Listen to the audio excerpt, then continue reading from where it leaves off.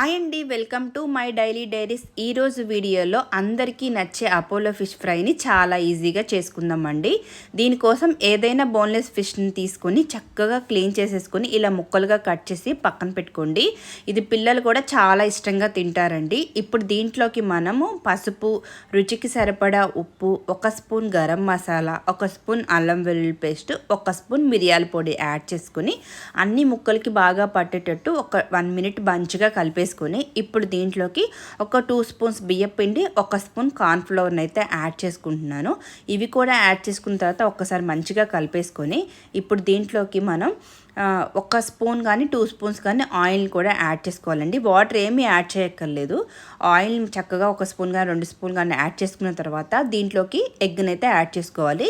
నేనైతే ఈ క్వాంటిటీకి హాఫ్ ఎగ్ని మాత్రమే యాడ్ చేస్తున్నాను. మీకు నచ్చితే ఫుల్ ఎగ్ని కూడా యాడ్ చేసుకోవచ్చు.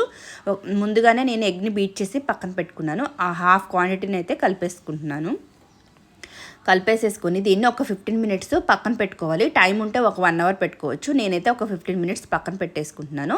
అలాగే స్టవ్ మీద ఆయిల్ పెట్టి ఈలోపు ఆయిల్ని అయితే హీట్ అవ్వనివ్వండి. ఆయిల్ మంచిగా హీట్ అయిన తర్వాత లో ఫ్లేమ్ టు మీడియం ఫ్లేమ్లో పెట్టుకోవాలండి. హై ఫ్లేమ్లో అస్సలు పెట్టకూడదు. ఇప్పుడు ఆయిల్లో ఈ ఫిష్ ముక్కల్ని అయితే యాడ్ చేసుకొని ఒక 1 మినిట్ అలా వదిలేసి తర్వాత వీటిని కలుపుకోవాలి. ఫస్టే కలిపేసుకోకూడదు.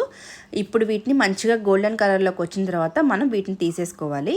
ఈ వీడియో కనుక మీకు నచ్చితే like and share and subscribe చేయడం అస్సలు మర్చిపోకండి. అలాగే నన్ను ఇక్కడ దాకా 974 సబ్స్క్రైబ్ వరకు తీసుకొచ్చినందుకు చాలా చాలా థ్యాంక్స్ అండి. చూసారా, ఇలాగ గోల్డెన్ కలర్లోకి వచ్చేసింది. ఇప్పుడు మనం ఇలాగ తీసేసుకుంటే మనకి ఏదైనా ఎక్సెస్ ఆయిల్ ఉంటే మంచిగా కింద పడిపోతుంది. అలాగే మనం దీన్ని టిష్యూ పేపర్లో తీసుకుంటే రిమైనింగ్ ఆయిల్ ఏమైనా ఉంటే ఆ టిష్యూకి అయితే పీల్చుకుంటుంది. అలాగే మీకు నచ్చితే దీంట్లోకి జీడిపప్పు, కరివేపాకు, పచ్చిమిర్చి కూడా అలా యాడ్ చేసుకొని టాపింగ్స్ యాడ్ చేసుకోవచ్చు. ఇంకా మీకు హోటల్ స్టైల్ కావాలంటే ప్యాన్ పెట్టుకొని ఆయిల్ వేసేసుకొని సాసెస్ అవన్నీ యాడ్ చేసుకుంటే హోటల్ స్టైల్ ఉంటుంది. అలా కాకుండా ఇలా న్యాచురల్గా తింటే కూడా చాలా బాగుంటుందండి.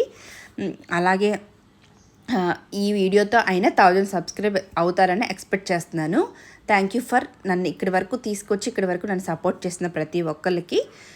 ఈ వీడియో కనుక ఖచ్చితంగా నచ్చితే మీ ఫ్రెండ్స్కి, ఫ్యామిలీ మెంబర్కి షేర్ చేయండి. ఎవరికైనా ఒకరికి యూజ్ అవుతుంది.